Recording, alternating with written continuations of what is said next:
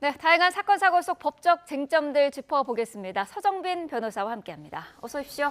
안녕하십니까? 네. 자, 첫 번째 내용부터 짚어보죠. 10년 가까이 친딸을 성폭행한 친부가 중형을 선고받았다고 하는데 어떤 사건인지 좀 정리를 해주시죠. 네, 그렇습니다.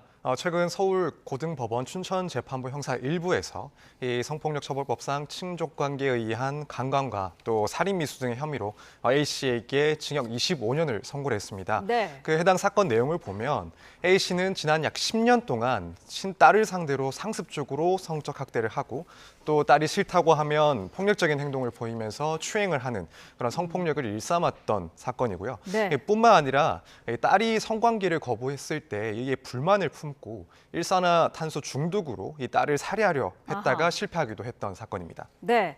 자, 징역 25년이 법원이 이제 선고를 한 그런 상황인데 어떻습니까? 이게 지금 법이 정한 수준에서 보면은 높은 형량을 받았다라고 볼 수 있을까요? 네, 우선 그렇다고 보는 게 맞는 것 같습니다. 네.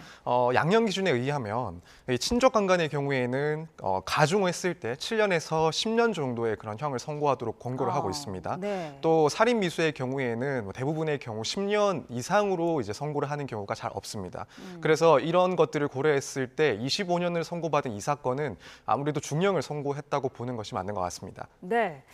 그런데 이 친부가 법원에서 근친 상간을 허용해야 한다 이렇게 황당한 주장을 했다고 해요. 이건 어떤 내용인가요? 네, 그렇습니다. 정말 도무지 이해가 되지 않는 그런 주장인데요. 네. 사실 이 재판 과정에서 봤을 때 이 피고인은 이 사건 범행에 대해서 상당히 부인을 해왔습니다. 네. 자신은 친딸과 무척 친한 친밀한 관계였고 그래서 합의하에 성관계를 했다라면서 무죄를 주장을 했었고요. 네. 그런데 이것뿐만 아니라 이 현행법상 문제가 되고 있는 부분과 관련해서 친딸과 성관계를 처벌 대상으로 삼는 이 현행법이 개인의 자유의지를 부당하게 억압하는 사회적 폭력이라는 주장을 하기도 했었습니다. 네.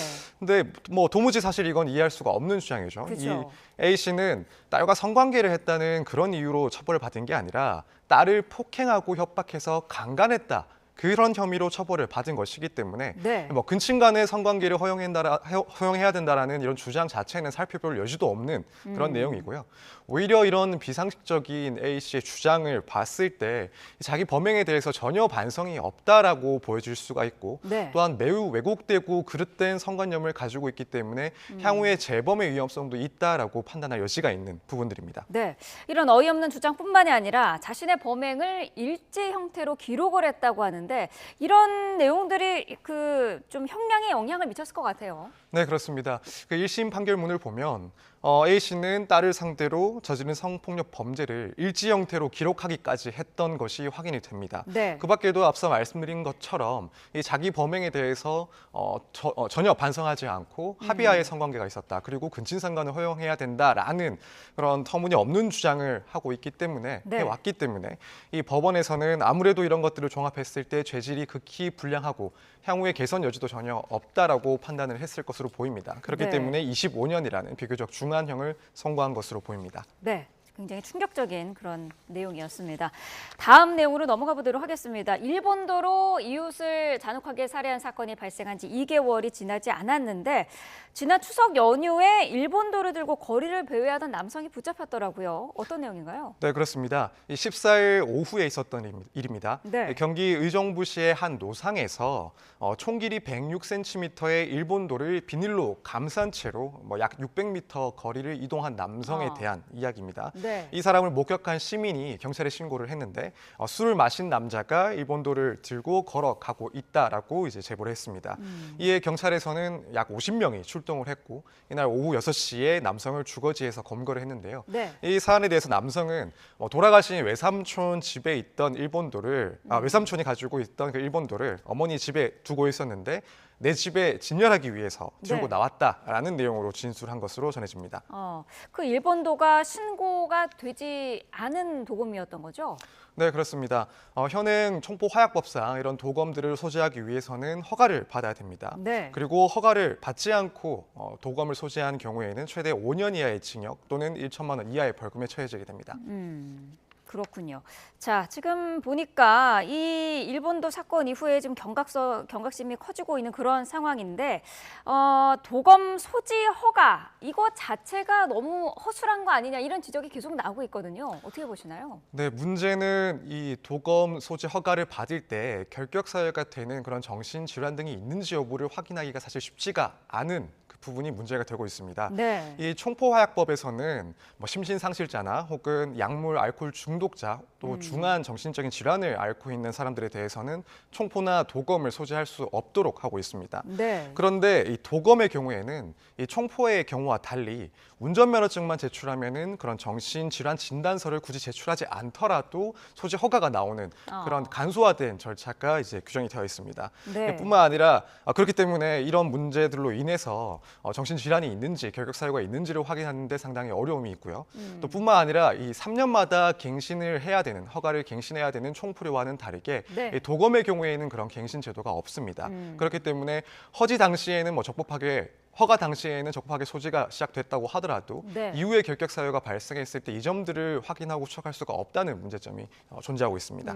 만약에 내가 이제 소지 허가를 받아서 그런 도검류를 가지고 있었다가 다른 사람에게 준다거나 그럴 때는 어떻게 되나요? 그럴 때도 무슨 허가를 받아야 되나요? 네, 그럴 때도 양도받은 사람은 이 소지 허가를 받아야 되는데 네. 사실 갱신 절차가 이제 생략되어 있다 보니 만약 이런 허가를 받지 않고 소지를 하더라도 그걸 즉각적으로 뭐 추적을 해서 확인할 수가 없는 그런 문제점도 있는 상태입니다. 그렇군요.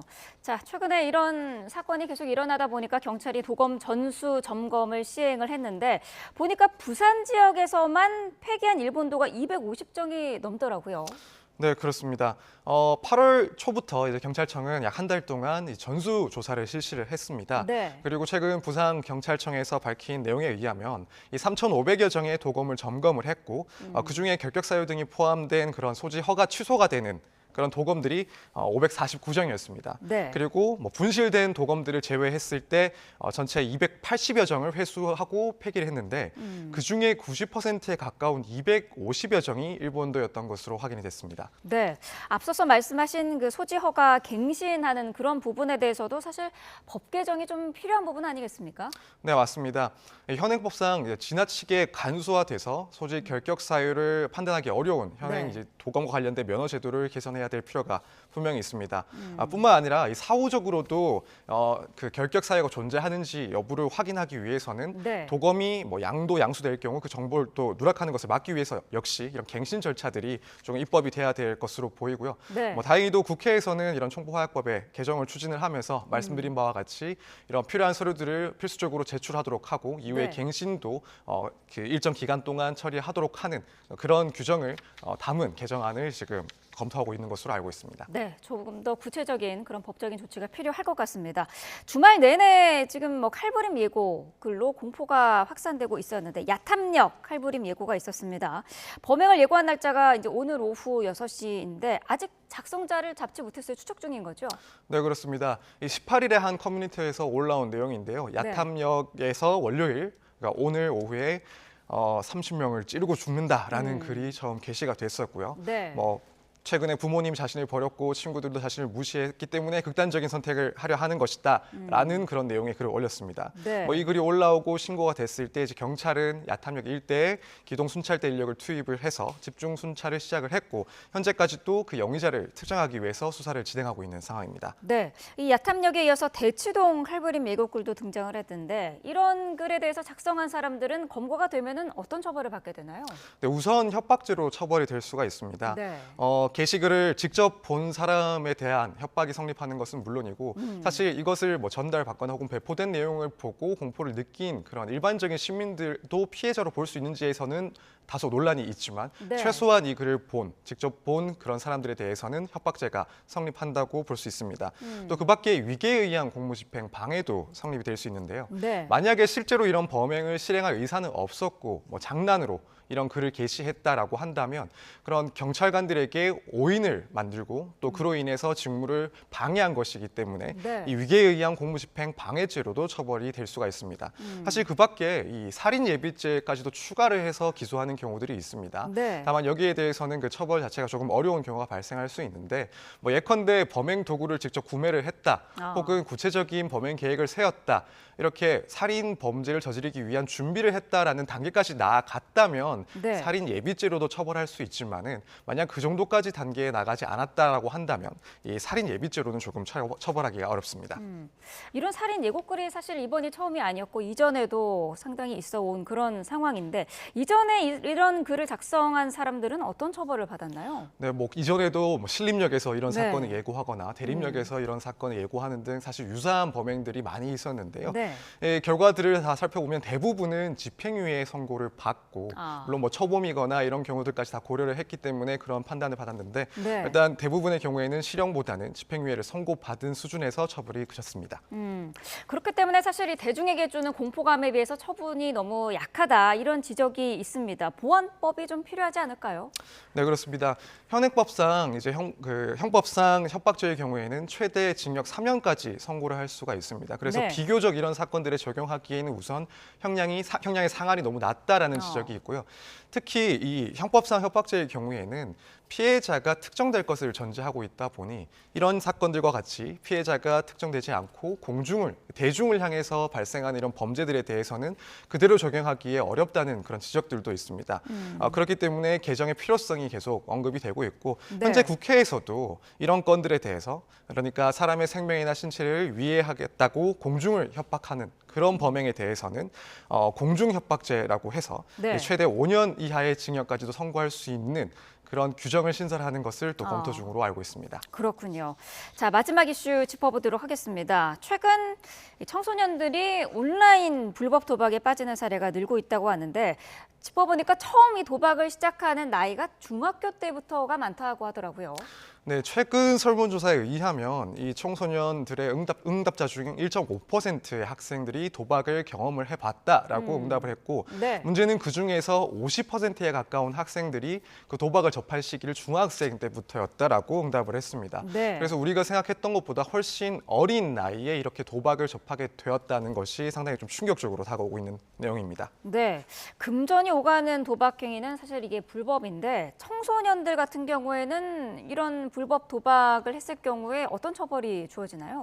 물론 뭐 도박 같은 경우에는 사실 다른 범죄들보다 형량이 무척 작기도 합니다. 네. 도박죄의 경우에는 1,000만 원 이하의 벌금에 선고를 받을 수가 있게 되는데 특히 청소년 같은 경우에는 나이가 어리다 보니 여기에 대해서 곧바로 일반적인 형사 재판으로 가기보다는 뭐 예를 들어 기소유예를 한다든가 네. 혹은 소년보호 사건으로 가서 이런 더 이상 이런 문제가 발생하지 않을 만한 그런 적정한 처분을 하는 정도로 그치는 경우들이 많게 됩니다. 물론 그 범행 내용이 예를 들어 도박의 횟수라든가 금액이 뭐 상당히 많아진다면 그렇다면 성인과 마찬가지로 일반적인 재판으로 진행될 수도 있긴 하지만 네. 대부분의 경우에는 말씀드린 것처럼 뭐 기소유예라든가 혹은 소년 재판으로 가서 보호 처분을 받게 되는 경우들이 많을 것으로 보입니다. 도박 사이트를 개설을 하거나 친구에게 도박을 권유하는 것도 처벌을 받습니까?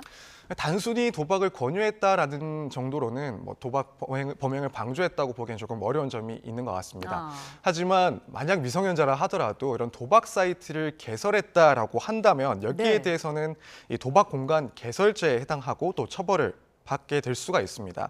사실 이렇게 미성년자가 그런 사이트까지 개설을 하고 운영했다라고 한다면 뭐 가볍게 처분하기엔 조금 어려운 범행이라고 보고 네. 일반적인 형사 재판처럼 이제 재판을 받게 될 경우도 분명히 생길 수 있을 것 같습니다. 그렇군요. 도박으로 인해서 청소년들의 2차 범죄까지 우려가 되는 그런 상황인데 처벌도 물론 필요하겠습니다만 교육을 강화하는 것도 필요한 것 같아요. 네, 그렇습니다. 사실 이 도박도 문제지만 이 도박에 빠진 청소년들이 다른 범죄에 노출될 수도 있다는 문제가 분명히 있습니다. 네. 뭐 예를 들면 도박 자금을 마련하기 위해서 이 불법 대출에 노출돼서 피해자가 될 가능성도 상당히 존재를 하고요. 뿐만 아니라 나아가서는 이런 도박 자금을 마련하기 위해서 예를 들어 보이스피싱 심부름을 한다든가 혹은 마약 운반 심부름을 한다든가 이런 사례들이 실제로 발생을 하고 있기 때문에 네. 이 도박 문제뿐만 아니라 이후에 도박 자금과 관련된 그런 범죄의 피해자나 혹은 가해자로도 될 수가 있는 그런 문제점을 안고 있습니다. 그렇기 때문에 때문에 이 처벌뿐만 아니라 사전에 청소년들이 도박에 빠지지 않도록 철저한 교육이 필요하고 네. 혹은 도박을 접한 청소년들에 대해서도 더 이상 이런 재범을 방지하기 위한 교육들이 충분히 필요할 것으로 보입니다. 네, 부모님들이나 주변인들의 관심도 좀 더 필요할 것 같습니다. 사건, 사고 자세히 짚어봤습니다. 서정빈 변호사와 함께했습니다. 말씀 감사합니다. 감사합니다.